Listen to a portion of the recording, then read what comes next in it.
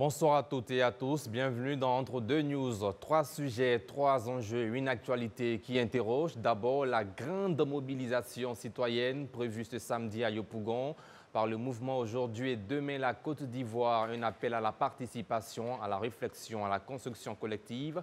Ensuite, le retrait de la commission électorale indépendante de la CEI, et bien sûr du PDC-RDR, du PPACI, un acte politique fort aux conséquences encore floues. Enfin, la radiation de Tidiane Thiam de la liste électorale, une décision lourde qui relance le débat sur l'inclusivité du processus électoral en Côte d'Ivoire. Pour vous, chez vous, ce soir, chers téléspectateurs, l'honorable Tiemoko Antoine Assalé, député maire de Tiassalé, président du mouvement Aujourd'hui et Demain la Côte d'Ivoire. Il est avec nous pour répondre, expliquer et éclairer. Bonsoir, président. Bonsoir. Ou on dira honorable. Et deux en même temps. Merci d'avoir honoré notre invitation. Alors, sur ce plateau ce soir, avec moi, 3 consultants. Michel Beta, journaliste et directeur général du quotidien Le Bélier. Aouma Gaël Lakba, analyste sociopolitique, et Valentin Zawi, sociologue. Bonsoir à vous, chers consultants. Bonsoir. Bonsoir. Alors, tout de suite, la première question, honorable. Nous commençons par votre grande mobilisation samedi prochain.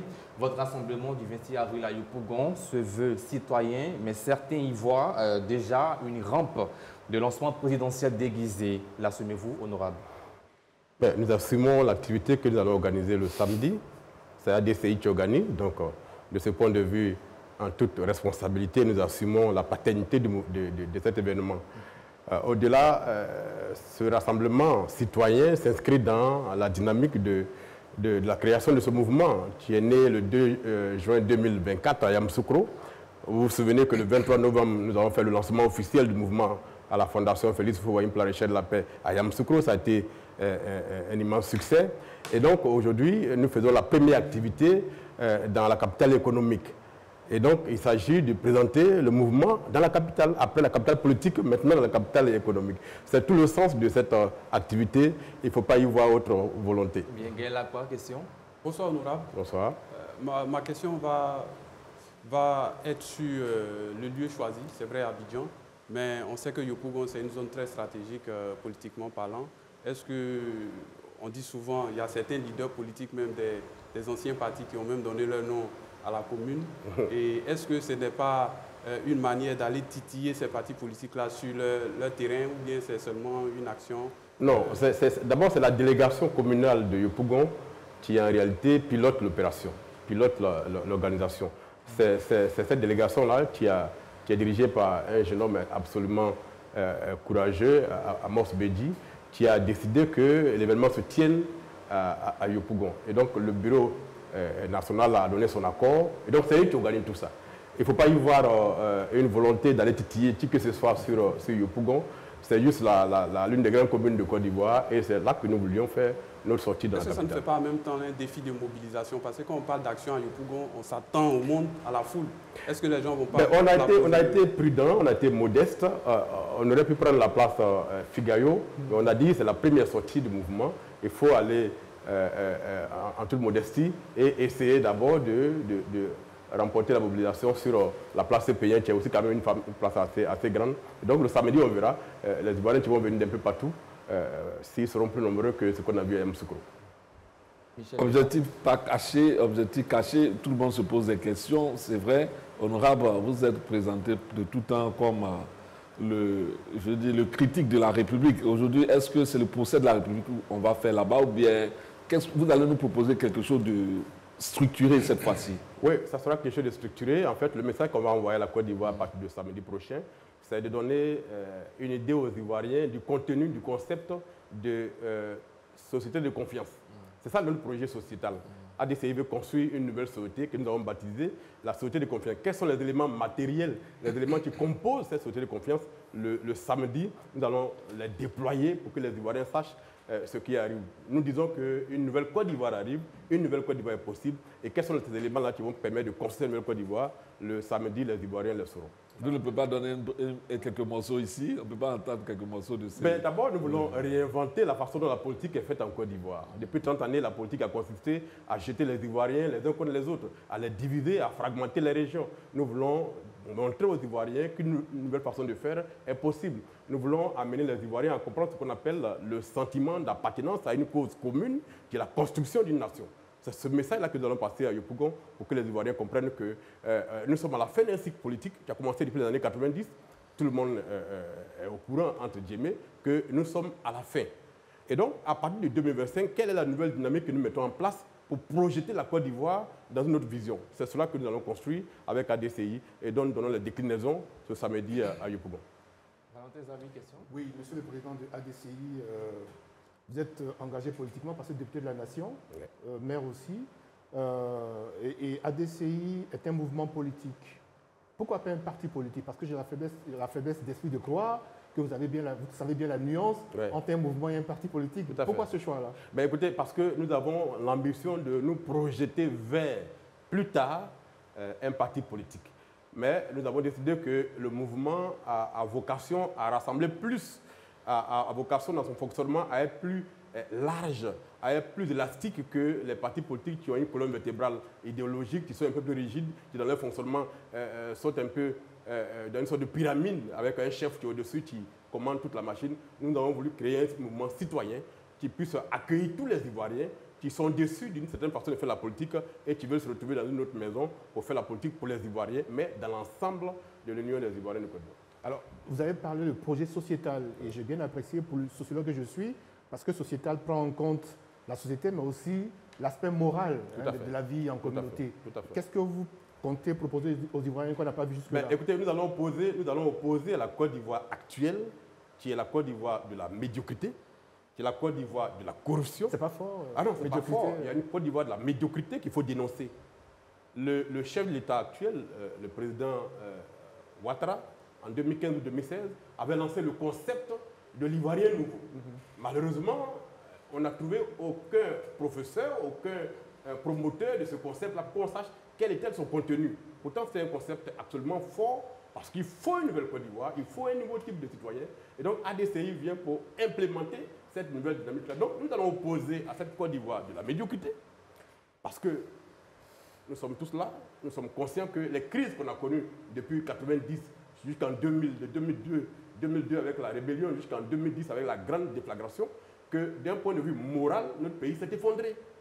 Et que dans toutes les strates de la société, à tous les niveaux, la morale s'est effondrée. Aujourd'hui, il n'y a que ceux qui ont, j'allais dire, réussi de façon presque miraculeuse, qui ont pion sur rue. Il y a des modèles qu'on nous présente qui sont des faux modèles. Il faut reprendre tout ça en main. Et donc ADCI arrive avec ce concept-là de société nouvelle qui prend en compte le nouveau modèle de société que nous voulons bâtir et laisser en héritage à nos enfants. Mais en même temps, dans cette société-là, quel est l'individu que nous construisons pour porter la dynamique du développement?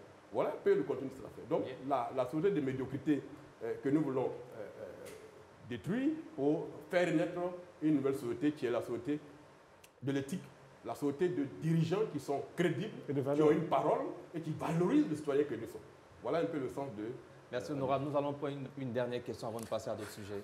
Honorable, je suis un peu surpris, hein, disons, parce que quand vous parlez, on voit un égo politique démesuré, c'est-à-dire que quelqu'un, un Robert Desbois qui veut vraiment changer la société totalement. Mais je me dis, en dehors de l'honorable, qui sont les cadres de votre mouvement? Bon, d'abord, il n'y a pas d'égo. D'abord, il y a une perception, il y a une construction idéale que nous avons qui nous permet de dire que nous avons une société qui s'est effondrée moralement depuis pratiquement 20 ans. Tous les Ivoiriens qui ont une capacité objective d'analyser savent que notre société, d'un point de vue moral, s'est effondrée. D'ailleurs, il faut comprendre que quand on sort d'une crise comme ce qu'on a vécu en 2010-2011, la chose la plus facile à faire, c'est de reconstruire physiquement le pays. On a détruit des choses, il y a des infrastructures à reconstruire. Ça, on trouvera toujours les moyens financiers et matériels pour rebâtir. Mais la chose la plus difficile à faire, c'est de reconstruire moralement le pays. Et c'est à ce niveau-là qu'il y a une reprise en main à avoir. Dans ce pays, des Ivoiriens ont brûlé des Ivoiriens vivants. Vous avez été témoin de cela. Vous avez vu des Ivoiriens qui ont été massacrés dans leur pays sans comprendre pourquoi on les a tués. Des Ivoiriens ont osé s'en prendre à d'autres Ivoiriens. C'est ce qu'on appelle l'effondrement moral. Donc il y a une sorte de dynamique, il y a un réarmement moral à reconstruire et c'est ce message que nous devons porter à nos enfants, que nous devons porter aux Ivoiriens. À cette jeunesse-là qui s'abîme aujourd'hui dans la drogue, qui s'abîme dans des choses qui détruisent son futur, c'est ça que nous devons prendre en main. Donc il n'y a pas d'égo dedans. C'est notre concept. Nous disons à une société qui s'est effondrée moralement, nous voulons opposer une nouvelle société qui va se rebâtir sur les valeurs qui fondent une république. Donc la citoyenneté. Et cette citoyenneté-là, c'est avec quel individu nous la construisons. Voilà le débat. Ce n'est pas une affaire d'ego démesuré. Bien. Ça n'a absolument rien à voir avec l'ego. Alors nous parlons maintenant de la commission électorale indépendante. Deux grands partis d'opposition ont annoncé leur retrait de cette commission, la CEI. On ne vous a pas entendu sur la question. Quelle lecture faites-vous du retrait du PDCI-RDA et du PPACI de la CEI? Écoutez, ce sont des partis politiques, ce sont de grands partis politiques qui ont une histoire, qui ont un vécu, qui ont un parcours. Et donc, je considère que le jeu démocratique dans lequel nous sommes n'est pas absolument transparent de leur point de vue. Ils considèrent que la CEI ne rassure pas et qu'elle ne donne pas des gages de transparence. Et de votre point de vue? Moi, j'ai toujours été cohérent là-dessus. Vous savez, j'ai posé une réforme actuellement qui est au Parlement pour réformer la CEI. Moi, quand je parle, par derrière, il y a un acte qui suit. Donc, j'ai construit un projet à travers une proposition de loi pour réformer en profondeur la CEI. J'estime que cette CEI-là, des partis politiques, n'est pas une CEI indépendante. C'est une CEI qui est prise en otage depuis 2002 jusqu'à maintenant par les partis politiques. Et par conséquent, l'objectif que nous visons, c'est de faire en sorte que, peut-être après cette élection présidentielle de 2025-là, on s'asseye pour redéfinir quel est l'organe que nous voulons avoir pour construire une élection qui puisse rassurer tout le monde. Et donc, nous considérons que la CEI, dans ce fondement actuel, n'est pas une CEI qui est indépendante, c'est une CEI des partis politiques, une CEI d'organisations privées partisanes. Et de ce point de vue-là, elle ne peut pas fonctionner pour satisfaire tout le monde. Moi, je considère que la CEI centrale, qui est l'émanation de tous les partis politiques, est plus équilibrée que les CEI locales. Et quand je parle de CEI locale, c'est en tant que candidat, plusieurs fois candidat à l'élection locale, où j'ai vu le fonctionnement des CEI locales. Les CEI locales ne sont pas des appareils pour organiser une élection. Elles sont truffées d'acteurs zélés des partis politiques, notamment du parti qui contrôle 90% des CEI locales-là. Et c'est ceux-là qui forcent le jeu démocratique depuis la base. Au niveau de la CEI locale, CEI centrale, il y a une sorte de visibilité où les partis politiques peuvent regarder le processus. Mais au niveau local, il n'y a qu'un seul mouvement politique qui contrôle le système. Et de ce point de vue-là, il y a le jeu est faussé. Honorable, nous sommes tous au fait de l'actualité. Et hier même sur ce plateau, nous avons presque parlé de crise préélectorale. Et nous sommes en train de parler de la CEI. Est-ce que vous pensez actuellement que l'État peut organiser, au moment où nous sommes, peut organiser des élections crédibles avec le retrait de... Bien vrai que ces deux partis-là se soient retirés, est-ce qu'on peut dire que les élections qui vont venir soient des élections crédibles? D'abord, la problématique en Côte d'Ivoire, c'est que les acteurs politiques ivoiriens, ils se connaissent. Depuis 30 années, ce sont les mêmes acteurs qui ont occupé des positions différentes. Un groupe s'est mis avec un autre groupe pour combattre celui qui était là. Une fois que celui-là est tombé, le même groupe s'est reconstitué pour combattre celui qui est monté. Donc ils se connaissent. Ils se sont trahis mutuellement. Ils se sont mentis mutuellement. Ils ont constitué des alliances opportunistes mutuellement. De sorte que la crise de confiance qui est entre ces acteurs-là est telle qu'en aucune façon, ils ne peuvent avoir confiance dans le processus organisé par un de leurs pairs qui est au pouvoir. Donc déjà, la base est compromise. Quelle que soit la CEI qu'on va mettre en place aujourd'hui, elle posera un problème tant que ce sont les mêmes acteurs qui animent le jeu politique. Et donc nous considérons que déjà la problématique est posée. Nous sommes en plein dans la crise préélectorale. Le PDCI est sorti de la CEI, c'est une crise. Le PPACI est sorti de la CEI, c'est une crise. Afinguessan aussi annonce d'autres mesures qui vont arriver, c'est une crise. Le parti au pouvoir, à travers ses organes, dit que la CEI peut fonctionner sans ces partis-là. À quoi s'attendre dans notre cas? Mais dès l'instant où ils disent que la CEI peut fonctionner sans ces partis, ça veut dire qu'ils sont dans une logique d'aller coûte que coûte aux élections, même si des grands partis ne sont pas dans le processus. Et ça, c'est de nature à nous conduire dans la répétition de ce que nous avons fait depuis 30 ans et qui ne va pas nous manquer. On va dans le mur.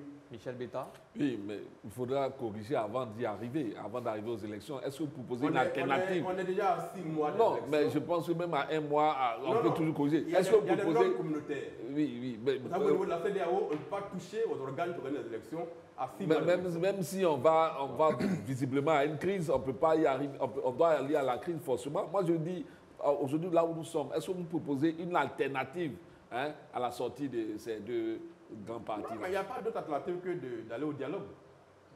Voilà. Je pense que l'appel que le PDCI et le PPACI font, c'est d'appeler le gouvernement au dialogue. Il n'y a que par le dialogue qu'on peut régler ces questions-là. Si chacun considère qu'il a la force avec lui et que par conséquent les autres n'ont pas de force et on ne peut pas les écouter, eh bien, vous savez bien que nul n'est suffisamment fort pour être toujours le maître. Voilà. Valentin Zawi. Une question? Oui. Alors, tout à l'heure, l'honorable parlait de compromission, d'alliances et de mésalliances par rapport à nos partis politiques. C'est peut-être un fait qui peut expliquer l'état de la démocratie chez nous. Mais quand on remonte aussi en 90, avec l'avènement, enfin la réinstauration du multipartisme, et que les partis, pour ce qui touche à la formation citoyenne, n'ont pas fait grand-chose, quand on observe aussi la plupart de nos partis sont sur des bases tribales, parce que c'est un fait, est-ce que ces deux éléments ne sont pas aussi de nature à conduire à ce que nous vivons aujourd'hui? Finalement, comme dit Dr Kwao, Geoffroy Kwao, pardon, que nous sommes une démocratie sans démocrate. Mais justement, tout à l'heure, quand je parlais d'opposer une société de confiance à une société de médiocrité, quand je parle de médiocrité, ce n'est pas le système de gouvernance en tant que tel qui est concerné par la chose. C'est les citoyens qu'on a bâtis avec une façon de faire la politique. Okay. Vous savez, je n'ai pas la date exacte en tête, mais dans les années 90, Oufou Boigny, au cours d'un échange avec les journalistes, quand on lui avait demandé pourquoi est-ce qu'il refusait de faire revenir la tenance ou bien le multipartisme, Oufou avait dit qu'il n'avait pas d'opposition par rapport à ça. Mais sa crainte, c'est de voir éclore, c'est de voir naître des micro-partis qui prennent leur essence dans des bases tribales. Pratiquement 40 ans plus tard, Oufou a eu raison. Nos partis politiques qui ont pignon sur eux depuis 40 ans ont été fondés pratiquement sur les régions, ont été fondés sur l'ethnie. Et à partir du moment où les partis politiques sont construits sur les ethnies, vous n'avez plus de démocratie.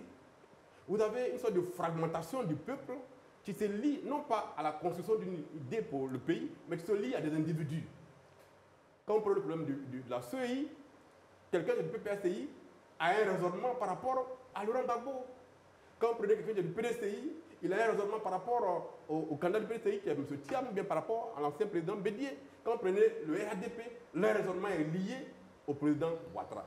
Vous ne verrez pas de consensus sur le fait qu'il y a un problème national qui est posé et que nous devons avoir une réflexion globale par rapport à la sortie de crise. Chacun va réfléchir en fonction de son leader et dans ce cadre-là, on n'est plus en démocratie. On est dans une sorte de segmentation tribale et le débat est faussé à partir de ce schéma. Honorable, soit, mais j'ai quand même une réserve quand vous dites que le président Oufou-Boigny avait raison, parce que la démocratie, elle se construit aussi sur la durée. Oui. Est-ce que si au départ, en 1960, on avait commencé à être dans une logique multipartisan, est-ce que ça n'aurait pas aussi permis aux populations d'apprendre, de s'entraîner pour qu'aujourd'hui on vive autre chose? Moi, je m'en tiens au factuel. Oui, Oufou a dit, si on a commencé par mais c'est un point de vue qui est discutable. Mais c'est discutable, mais voilà. On a commencé par le multipartisme. Voilà. En 1960, on a commencé par le multipartisme. Et puis après, ça arrive combien de temps après? Donc ça n'a pas prospéré longtemps. Donc voilà. Factuellement, ce que Oufou a dit se vérifie. Nos partis prennent leur base dans la tribu, dans les ethnies. Et c'est cette façon de faire là que nous voulons relancer, que nous voulons redéfinir, pour que les partis politiques aient une base plus large. Mais pardon, très rapidement, honorable, quand on prend un pays comme le Sénégal, on est tous heureux parfois de les prendre en exemple, mais en 1960, ils n'étaient pas dans un système monopartisan. Ils ont commencé, il n'y avait pas 1000 partis, mais il y avait quand même plusieurs partis, et c'est peut-être aujourd'hui ce qui fait que la vitalité de la démocratie sénégalaise la vitalité au Sénégal, c'est que les leaders au Sénégal ont contribué à l'avènement d'une société civile très forte. Ils ont construit des citoyens qui ne posent pas la tribu par rapport à l'intérêt de la société. C'est ça qui fait la différence entre le Sénégal et la Côte d'Ivoire. Ici, souvent, les gens m'opposent le fait que je veuille peut-être plus tard être candidat peut-être à une élection présidentielle. Les gens disent, en Côte d'Ivoire, les trois grands partis, tant que leurs leaders seront installés là, ou tant qu'ils fonctionneront ainsi, personne d'autre ne peut venir gagner une élection en dehors de ces schémas, de ces trois partis. C'est ce débat qu'on vous oppose. Mais au Sénégal, par exemple, vous ne pouvez pas faire ce discours là-bas. Parce qu'ils ont la conscience que quand un président est en place, s'il ne fait pas la volonté populaire, eh bien, très souvent, aux élections qui arrivent, il est balayé. Mais en Côte d'Ivoire, nos partis politiques sont sûrs que leur électorat captif est là et que quels que soient les impairs qu'ils vont commettre, cet électorat captif-là sera derrière eux et par conséquent, ils ont, en partant de l'élection, déjà une base de 20 à 25% de personnes qui sont derrière eux. Bien, et ça, c'est le danger que nous vivons. Nous sommes à 6 mois de la présidentielle ivoirienne et vous n'avez encore rien dit sur votre candidature. Oui, mais il n'y a rien qui presse. Vous êtes candidat honorable? D'abord, non, vous êtes candidat. Il y a rien. Attendez. C'est pas comme ça que ça se passe en fait. Il y a plusieurs paramètres qu'il faut prendre en compte. Nous avons créé un mouvement qui a moins d'1 an. Nous sommes en train de le déployer sur le terrain. Aujourd'hui, nous sommes dans 26 régions sur les 31 régions. L'objectif à court terme, c'est qu'au mois de juin, à fin juin, on soit dans les 31 régions. Et en fonction de l'évolution du jeu démocratique sur le terrain, en fonction de la façon dont les actions vont être posées par les uns et les autres, nous allons apprécier l'atmosphère. Et à partir de là, on pourra prendre une décision claire. Est-ce que vous ne vous méfiez pas un peu de l'atmosphère actuellement? Vous préférez pas vous mettre un peu en retrait en attendant et puis après... L'atmosphère est déjà polluée. Oui. Est-ce que ce n'est pas de ça que vous avez un peu peur? Non, dans tous les cas de figure, il faut comprendre qu'il y a une forte demande de renouvellement dans la population ivoirienne. Il y a une vraie demande qu'il y ait... Vous savez, le président Ouattara, il y a 2 ans de cela, au cours d'une interview avec des confrères étrangers, internationaux, a dit qu'il souhaite qu'en 2025, vous pouvez voir la vidéo sur YouTube, il souhaite qu'en 2025, des Ivoiriens plus jeunes que lui et ses prédécesseurs soient candidats à l'élection présidentielle. Il a dit ça. Donc, le chef de l'État ivoirien souhaite qu'il y ait une nouvelle dynamique politique. Et vous-même, votre souhait? Eh bien, cette dynamique-là, nous sommes dedans. ADCI fait partie de cette nouvelle dynamique politique qui arrive et qui est crédible. Et donc, nous allons apprécier, d'abord, déjà le samedi prochain, dans 48 heures, nous passerons un message. Et les Ivoiriens pourront décoder si nous irons ou pas. Et selon certaines indiscrétions, vous vous préparez plutôt pour 2030 et non 2025. Est-ce que vous confirmez cette Écoutez, nous, notre slogan, c'est celui de Nelson Mandela. On ne perd jamais, soit on gagne, soit on apprend. Et donc, on n'a pas à dire autre chose que ça. Bien, nous allons maintenant parler, bien sûr, de la radiation de Tidiane Thiam sur la liste électorale ivoirienne. La juge a estimé que Thiam a perdu sa nationalité ivoirienne quand il a acquis la nationalité française. Que vous inspire cette décision de justice? Ben, écoutez, il faut la regretter. Elle donne l'impression que la Côte d'Ivoire est dans un cercle vicieux et que nous tournons en rond. Parce qu'à chaque cycle de 5 ans ou 10 ans, les faits qu'on a vécus reviennent. Vous savez, il y a un film que j'ai vu dans lequel l'individu se lève chaque jour et revit chaque fois les mêmes faits de la veille. C'est dans ce film-là que nous sommes en Côte d'Ivoire. Comme si nous étions factuellement maudits et que les choses qui ont provoqué à des moments précis la déflagration, que nous avons juré de ne plus recommencer, nous rattrapent chaque fois que les enjeux reviennent. Donc, cette irradiation de M. Tidiane Thiam de la liste électorale est regrettable. Après, c'est déjà fait. Maintenant, est-ce qu'il y a une porte de sortie pour M. Thiam? Il a dit qu'il n'abandonnerait pas et qu'il utiliserait de toutes les voies légales pour se faire rétablir dans ses droits. Malheureusement, la décision au niveau du tribunal d'Abidjan est sans recours.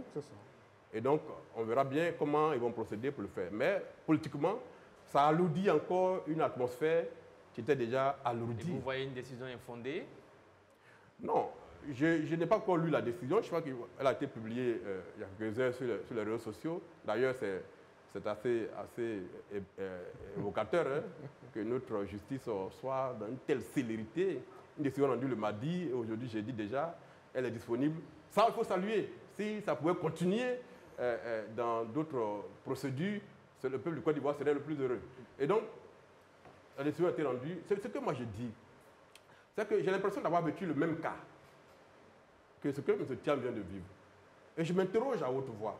Il y a 2 ans, je poursuivais à Tiasalé des individus qui s'étaient inscrits frauduleusement sur la liste électorale de Tiasalé, avec des certificats de nationalité qu'ils avaient acquis en produisant de faux documents. C'est factuel, il y a les preuves. Et donc j'ai fait un recours devant la CEI pour les faire radier de la liste électorale. La CEI Tiasalé n'a pas traité ma requête et a rejeté. Donc j'ai saisi le juge du tribunal de Tiasalé, le juge du contentieux.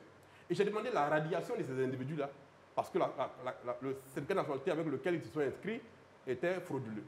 Le juge m'a répondu ceci, qu'il est le juge du contentieux. Il n'est pas le juge de la contestation de la nationalité. Et que s'il est radis sur la base de ce que je demande que leur certificat de nationalité soit annulé, ça veut dire qu'il conteste la nationalité et donc il est incompétent. Et par conséquent, il est maintient sur la liste le temps qu'il fasse une autre procédure devant le juge de droit commun pour faire annuler le certificat. Nous sommes dans cette procédure jusqu'à ce jour. J'ai l'impression que c'est le même cas dans lequel se trouve M. Thiam. Bon, là, ils ont tranché. Ça veut dire que le juge a considéré que M. Thiam, au moment où il s'inscrivait, n'était pas ivoirien. Or, la CEI, quelques jours plus tôt, a dit que M. Thiam s'était inscrit avec les pièces demandées par la loi et qu'elle n'avait pas vocation à se prononcer sur ces pièces-là. Bon. Et donc, moi je m'interroge si le juge était compétent à agir ainsi, mais la décision a été rendue. Il appartient au PDCI et à son leader de voir les voies qui leur sont ouvertes pour essayer de se faire établir dans leurs droits. Mais pardon, mais dans la procédure par rapport au contentieux de la CEI, après la CEI, il y a bien le juge qui doit se prononcer. Il y a 5 jours pour se prononcer, donc je pense que c'est dans ce cas-là que ça a été fait. Non, le juge, effectivement, a 5 jours pour se prononcer. Oui. Mais ce que je suis en train de vous dire, c'est que moi, à Thiès-Salé, le juge m'a dit, si je les radis sur la base de ce que vous dites qu'ils se sont inscrits frauduleusement et qu'ils ne sont pas ivoiriens, je suis en train de leur contester leur nationalité. Moi, en tant que juge, je n'ai pas compétence, en tant que juge du contentieux, je n'ai pas compétence pour les radier sur cette base-là. Saisis-moi dans une procédure et en ce moment-là, je pourrais me prononcer sur leur certificat de nationalité. Bien, on revient au cas Thiam avec voilà ce que allez-y. Honorable, on sait bien que Thiam était sur la liste électorale avant que cette procédure ne soit enclenchée, avant qu'il soit radié. Est-ce que cela ne montre pas la faiblesse de notre système juridique et même électoral? Parce que Thiam est sur la liste, vous expliquez à un Ivoirien lambda qu'il est bien sur la liste, pour être sur la liste, il faut être Ivoirien, il était sur la liste, et puis aujourd'hui, on le radie de cette même liste. Est-ce que ça ne montre pas là les faiblesses de notre système juridique et puis comment on appelle, électoral aussi? Non, encore une fois, je ne connais pas le dossier dans le fond. C'est pour ça que j'ai pris le cas de Thiès-Salé que j'ai vécu personnellement. Donc, comme je ne connais pas le dossier dans le fond, je ne sais pas comment le juge s'est fondé, comment il s'est déterminé pour agir ainsi qu'il l'a fait. Mais je considère que c'est une procédure judiciaire. Malheureusement, c'est un contentieux. Et donc, il n'y a pas de recours. Autrement, je pense que les avocats de M. Thiam auraient eu d'autres arguments devant une autre juridiction pour contester cela. Est-ce que vous ne voyez pas derrière une manœuvre politique? Je n'ai pas les éléments pour apprécier que ce soit une manœuvre politique. Vous savez, je vais utiliser une citation de Montesquieu qui dit qu'il n'y a rien de plus vil que d'accomplir des actes judiciaires à l'ombre des lois et avec les couleurs de la justice. Bien. Et donc, je n'ai pas les éléments pour apprécier que c'est le parti au pouvoir ou bien le régime en place qui instrumentalise la justice. C'est ce qui alimente le débat depuis hier. Donc, oui, mais moi, je n'ai pas les éléments, donc je ne peux pas l'affirmer. Je m'en tiens à la décision que le juge a. C'est le point de vue de certains partis politiques, mais pas le vôtre. C'est cela. Voilà. Moi, j'ai pas les éléments. Michel Betta, vous avez une question, allez-y. On assiste là, vous voyez le retrait sur la liste électorale de plusieurs candidats déclarés à la présidentielle, notamment Tidjane Thiam, Laurent Gbagbo, Blé Goudé, pour ne pas parler de Soro Guillaume. Est-ce que vous pensez qu'un tel scrutin va légitimer certainement le président qui sera élu au terme de ce processus électoral-là? Parce que presque tous ceux qui se sont déclarés ont été retirés. Vous savez, il n'y a rien de plus dangereux que de réduire les choix d'un peuple dans la désignation de ses dirigeants. Il n'y a rien de plus dangereux. Vous savez, c'est factuel. Depuis 2010 jusqu'au dernier municipal en 2023 et régional, il y a 4,5 millions d'Ivoiriens qui ne se sont plus déplacés pour aller voter. Ils sont 4 millions qui ne votent plus depuis 2010. Pour quelle raison? Chacun le sait. Merci honorable. Nous allons marquer une courte pause pour la réclame publicitaire. On revient juste après pour la suite de cette émission. Voilà, de retour de la pub, vous suivez Entre deux News, votre émission d'analyse et de décryptage de l'actualité nationale et internationale. Ce soir, nous recevons l'honorable Saleh Timoko Antoine, député maire de Thiès-Salé, et président du mouvement Aujourd'hui et Demain la Côte d'Ivoire. Nous parlions avant la pub de la radiation de Tidjane Thiam sur la liste électorale. Question pour vous, honorable, avec Valentin Zawi. Question honorable par rapport à ce dossier. On a entendu plusieurs partis politiques y compris la coalition Cap.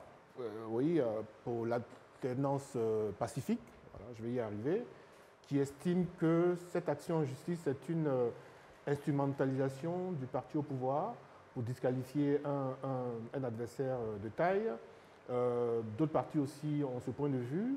Quel est le vôtre par rapport à ce dossier-là? Nous considérons que, en tout cas à ADCI, nous prenons garde, nous prenons soin à ne pas affirmer des choses que nous ne pouvons pas documenter, que nous ne pouvons pas prouver. Quand on parle d'instrumentalisation de l'appareil judiciaire, c'est une affirmation extrêmement forte. Il faut avoir des éléments pour le dire. Mais en même temps, on est dans un contexte politique où les partis politiques ont le droit d'apprécier, selon leur positionnement idéologique, ce qui se fait. Et donc, le PDCI, le PPAC ou la coalition en question peut dire que, de leur point de vue, ils estiment que c'est une instrumentalisation de la justice à des fins politiques. Il y a en 2000, lorsque la Cour suprême avait retoqué les candidatures du président Ouattara et d'autres cadres du PDCI, les partis d'opposition avaient dit la même chose, que la justice avait été instrumentalisée par le général Guy Robert pour écarter de façon inique les candidats en question. Donc c'est un débat qui a cours chaque fois qu'on est dans le domaine politique, que des décisions judiciaires sont prises, forcément, elles sont enrobées dans un environnement politique et on peut faire des analyses par rapport à ça. Mais nous, en tant qu'ADCI, nous n'affirmons pas des choses que nous ne pouvons pas documenter. J'entends bien, Honora, mais quand on prend en compte l'histoire politique de notre pays, qui est que tous les 5 ans, à l'occasion de l'élection présidentielle, en dehors de 2015, où on a eu un petit répit, chaque fois, il y a toujours un ou plusieurs candidats qui sont exclus de la course. Est-ce que ça ne donne pas du grain à moudre?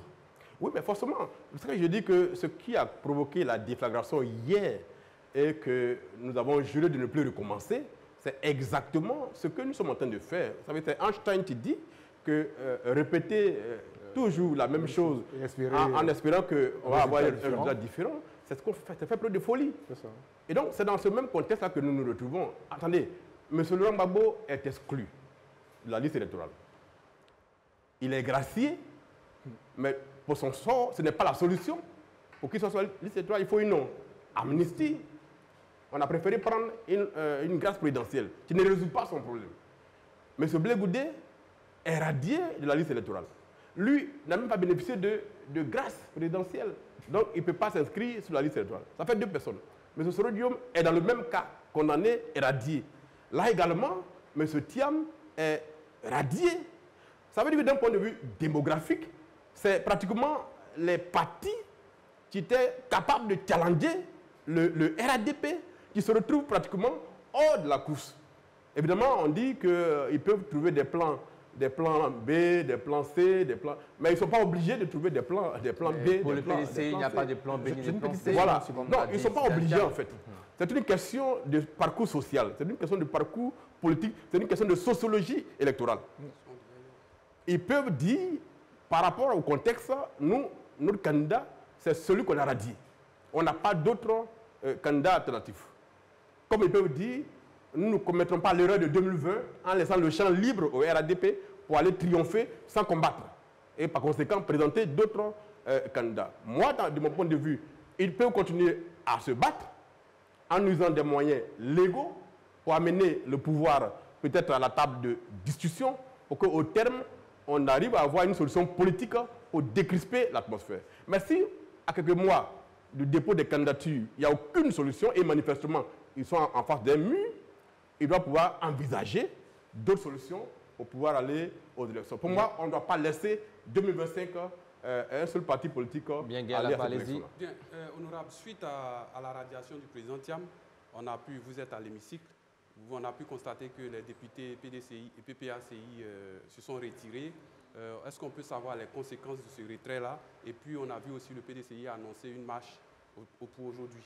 Quel est votre sentiment? Bon, écoutez, moi je suis au Parlement. Hier, j'étais à l'Assemblée. Quand il y a eu l'incident, les députés du groupe parlementaire PDCI sont arrivés, ont participé à l'appel nominal et à la fin de l'appel nominal, ont annoncé leur volonté de sortir de la salle pour protester contre la décision rendue la veille qui exclut leur leader, qui exclut leur candidat de la course à la présidentielle. C'est un acte politique, c'est normal, c'est le jeu démocratique normal, et donc ils sont partis. Mais vous savez bien que le Parlement fonctionne sur le principe de la majorité, et le RADP a une majorité quasi écrasante au Parlement là-bas. Et donc il y a eu une suspension, et d'ailleurs le président Big Togo a préféré faire une concertation à laquelle j'ai participé avant qu'on revienne en plénière pour voter les lois qui étaient là. Donc la séance a continué et les 6 projets de loi qui étaient en examen ont été adoptés. Bien, Michel Betta, puis Marcelin Zawi. Honorable, vous avez cité un peu tous ceux, moi-même je l'ai fait, tous ceux qui ont été retirés de la liste électorale. Pour certains, on observe qu'ils ont été déçus avant d'être retirés de la liste électorale de leurs droits civiques. Ce n'est pas le cas presque pour Tidiane Thiam. Vous êtes juriste également. Comment vous appréciez ça? Parce qu'il n'a pas été déchu de ses droits civiques et il est retiré de la liste. Non, ce sont des cas différents. Monsieur, la déchéance infligée à M. Gbagbo est constitutive à une condamnation. Donc, procès et condamnation, le juge a prononcé la déchéance. Je n'ai pas vu la décision, mais il semble-t-il qu'il aurait prononcé la déchéance et c'est à partir de cela que la CEI l'a radié. M. Blé Goudé également, condamné, le juge a prononcé la déchéance des droits civils et politiques. Et c'est sur cette base qu'il a été retiré. M. Soro Diop également, condamné, déchéance des droits civils et politiques, par conséquent, retrait. M. Thiam n'est pas condamné pour une infraction pénale. Il est poursuivi au motif qu'il s'est inscrit sur la liste électorale au moment où il n'était plus ivoirien. Défaut de nationalité. Voilà. Et donc, pour être inscrit sur la liste électorale, il faut être ivoirien. Donc, on dénie à M. Thiam sa nationalité au motif qu'il avait pris une autre nationalité qui avait conséquence de retirer la nationalité ivoirienne. Et par conséquent, au moment où il s'inscrivait, il était français. Or, les Français ne peuvent pas s'inscrire sur la liste. Donc, il fallait qu'il soit déchu de ce droit de s'inscrire là pour qu'on puisse le retirer. Mais là, je vous ai pris un exemple. Oui. J'ai dit que la CEI qui a été saisie pour retirer M. Thiam de la liste électorale, la CEI a dit que M. Thiam s'est inscrit avec les documents demandés par la loi. Et donc, elle a rejeté la requête de ces individus-là, qui sont allés se pourvoir devant le juge du contentieux. Et le juge du contentieux a donné droit à leur requête. Moi, j'ai fait la même requête devant le juge à Diassalé. Il m'a dit, on est en matière de contestation de nationalité. Moi, juge du contentieux, je ne suis pas compétent. Je te demande d'aller te pouvoir devant un autre tribunal. Dans mon esprit, c'est ce qui aurait dû se passer avant-hier au tribunal d'Abidjan. Manifestement, le juge s'est déterminé autrement. Je n'ai pas la décision, donc je peux aller au-delà du commentaire.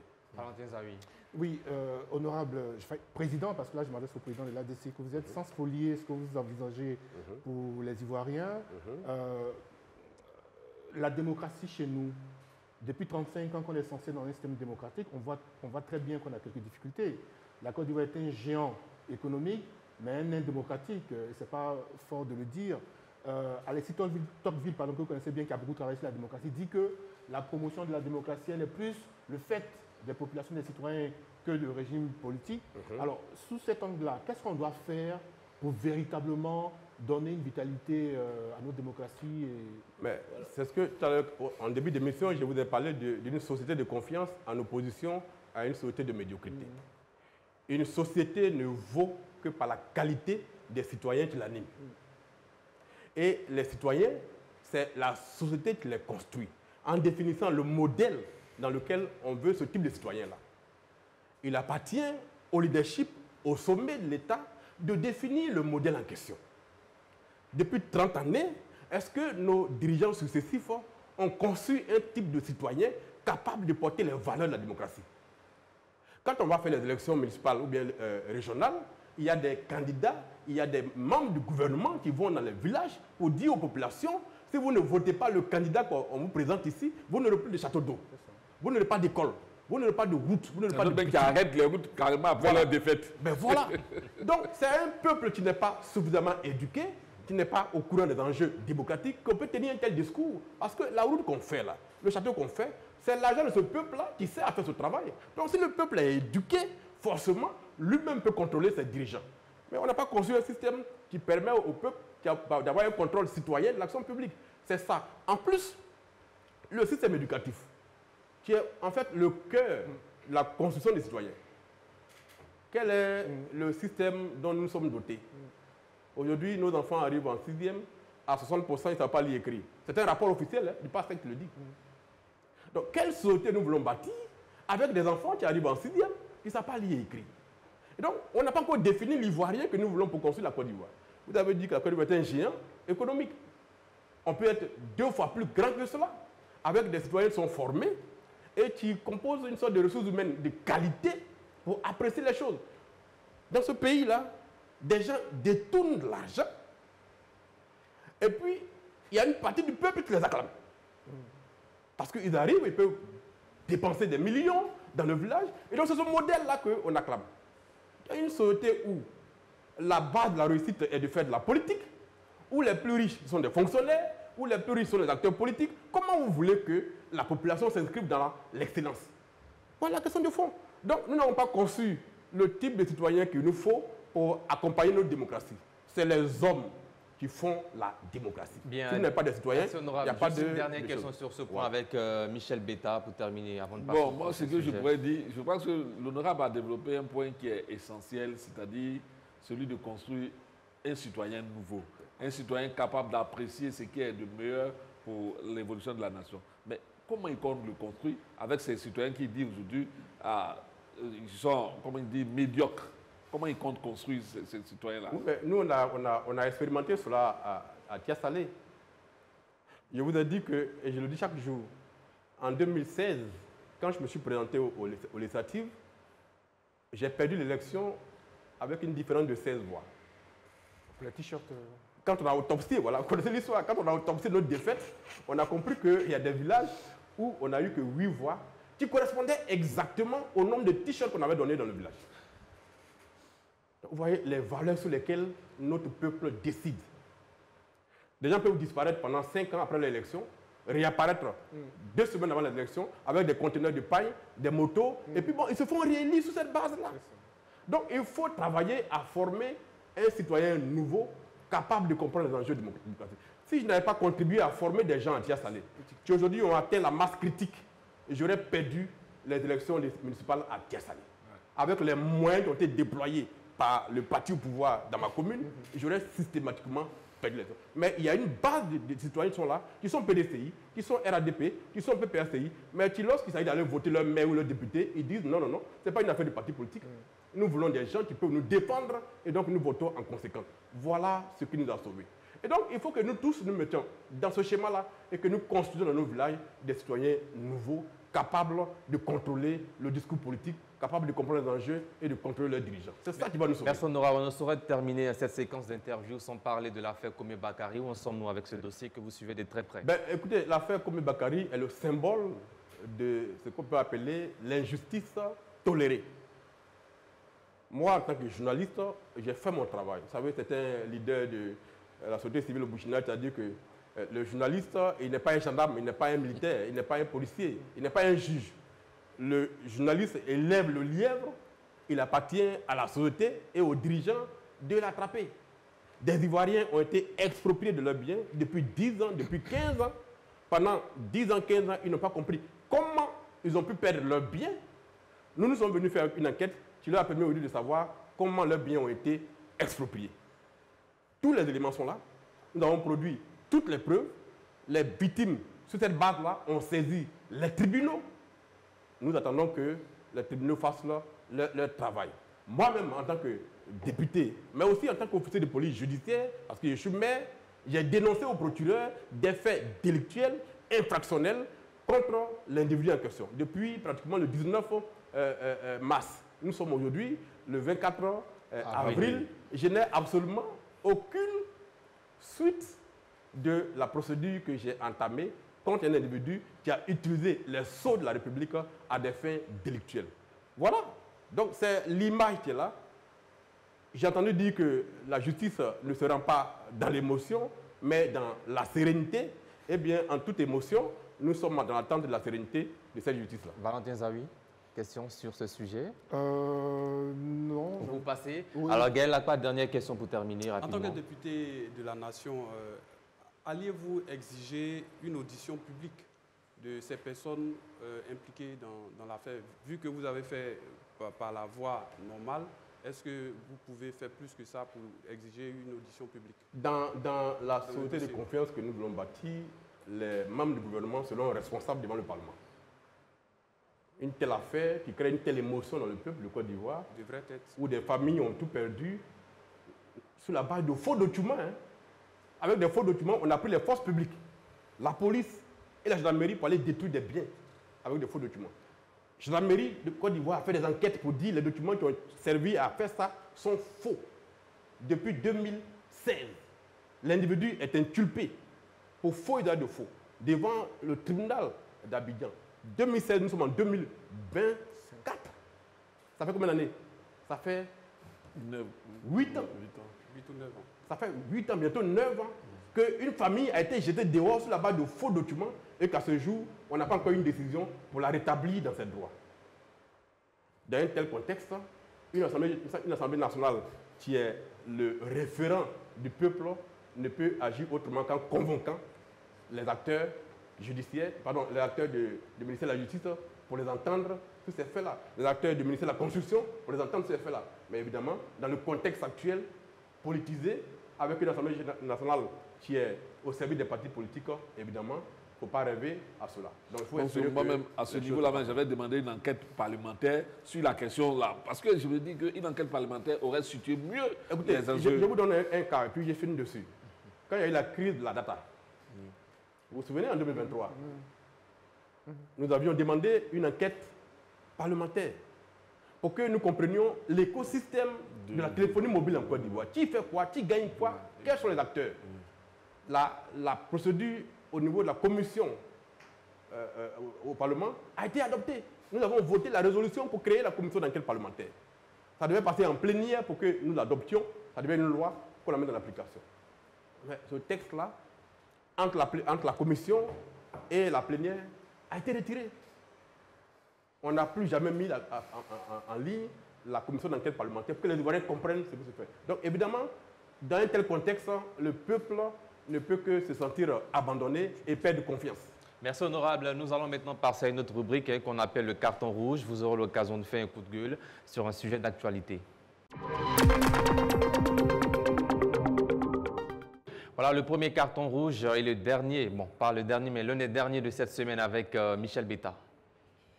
Carton rouge au porte-parole du gouvernement qui, face à la volonté des populations d'exprimer quand même leur ressentiment à la suite du retrait de Tidiane Tine de la liste électorale, il a menacé carrément les acteurs politiques en leur disant que celui qui marche, celui qui exprime son mécontentement par la marche sera sévèrement puni. Moi, je pense que ce n'est pas la méthode. La marche est une expression démocratique. C'est mieux de l'encadrer que de vouloir empêcher tout un chacun de s'exprimer. Parce qu'un peuple qui n'arrive pas à s'exprimer, la colère se manifeste autrement. Il faut permettre au peuple de s'exprimer. Merci. Gaël Lacroix, carton rouge. Mon carton rouge, c'est contre tous ceux qui essaient d'étouffer le débat, qui essaient d'étouffer la discussion politique, démocratique.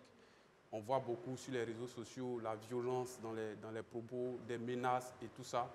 C'est contre cela parce que le débat, en réalité, il enrichit la démocratie. C'est ce qui nous permet d'évoluer. Quand on veut tellement bâillonner le peuple, à un certain moment, on ne peut plus s'en sortir.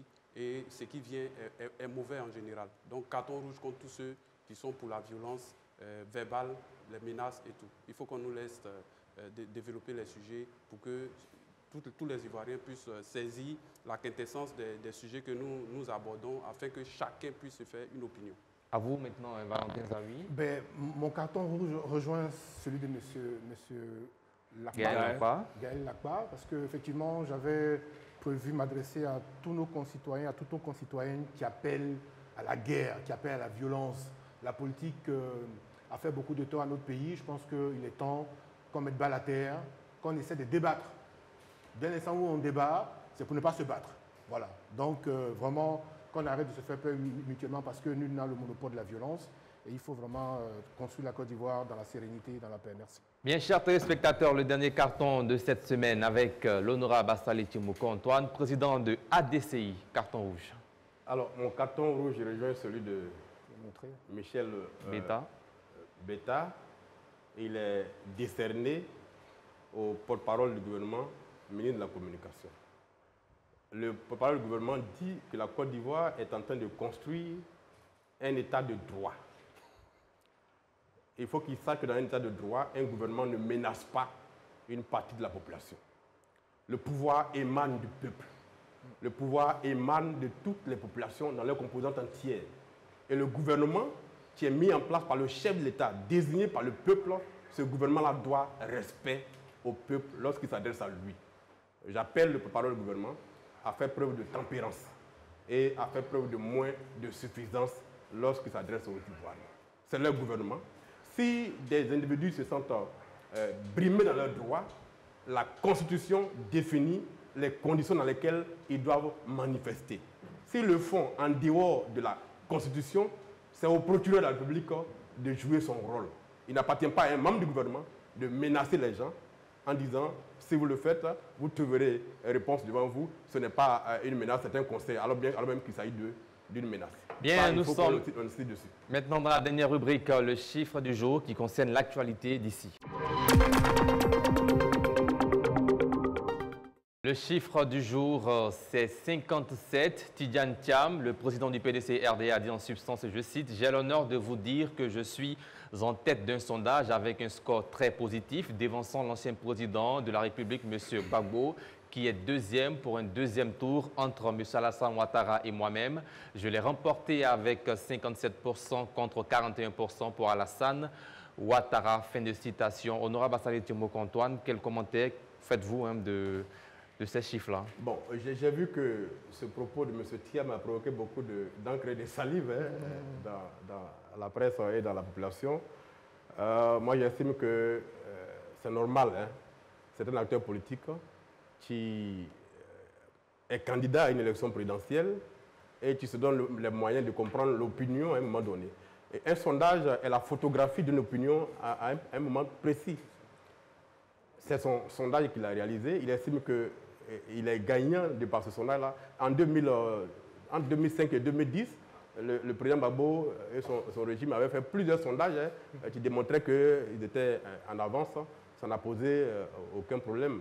Et donc, moi, je pense que tous les acteurs politiques qui estiment avoir de la popularité ou qui veulent aller affronter le régime en place peuvent faire des sondages et les publier et la partie à l'opinion d'apprécier. On peut faire un sondage aujourd'hui où vous êtes populaire. Demain, un seul mot que vous sortez de votre bouche peut faire que dans 48 heures, le même sondage va se retrouver dans d'autres dimensions. Et donc, pour moi, il n'y a vraiment pas... C'est le jeu démocratique. Les sondages font partie du système de démocratie. En Europe, c'est pratiquement chaque trimestre que tous les régimes font des sondages. C'est en Côte d'Ivoire qu'on n'est pas habitué à cela et que chaque fois qu'on en fait, ça devient un événement. On se demande bien est-ce que ce sondage est bien fondé parce qu'on n'a pas encore vu la publication. Il a promis de faire la publication. Pourquoi est-ce qu'on va courir pour aller demander s'il est fondé ou pas? Quand il fera la publication, chacun fera sa lecture et appréciera au regard des chiffres qui seront proposés. Bien, Gaël, là quoi? Réaction Moi, je pense qu'il n'y a pas le feu en la demeure. C'est vrai que ça fait débat, mais j'ai l'impression que souvent... les Ivoiriens, on aime souvent se mettre dans des débats qui ne servent à rien. Quelqu'un qui est président d'un parti politique, d'autant plus qu'il est candidat, pourquoi vous ne voulez-vous pas qu'il dise qu'il se sent en train de gagner? Bien, avec 57%. Peu importe le score, parce que moi je pense qu'au RHDP, il y a certains cadres, quand ils s'expriment, ils disent que leur candidat va gagner à plus de 80%, de 90%. Si vous interrogez quelqu'un du PPACI, il vous dira que Laurent Gbagbo... Ce sondage parlant du PPACI n'était pas du goût des militants du PPACI. C'est parce que ce n'est pas Laurent Gbagbo le sondage ne vient pas de leur camp, aussi simplement. Je pense que c'est un débat qui n'a pas lieu d'être. Tidjane Thiam était candidat à la présidentielle, il a émis son idée, une opinion. Il faut prendre, ça galvanise ses troupes. Et puis, ça lui permet, dans cette situation dans laquelle il est là, il sait pourquoi il a dit, c'est pour pouvoir galvaniser ces éléments. Et comme les résultats seront, ces sondages-là seront rendus publics, on pourra voir et puis après, chacun se fera une opinion. Bien, Michel Betta.